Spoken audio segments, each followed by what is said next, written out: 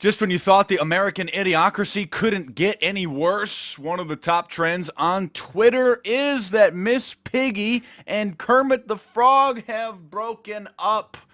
This is not a joke. When I started seeing these images of this creature on Twitter, I thought, wow, Amy Schumer's a top trend again?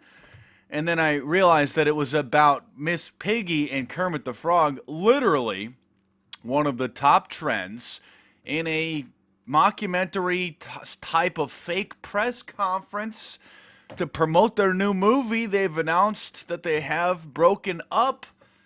The fact that they would actually put on a press conference, that anybody would pay any attention, very bizarre. The fact that it now has become one of the top trends on Twitter, a true symptom of the sickness that has destroyed the United States of advertising, the USA.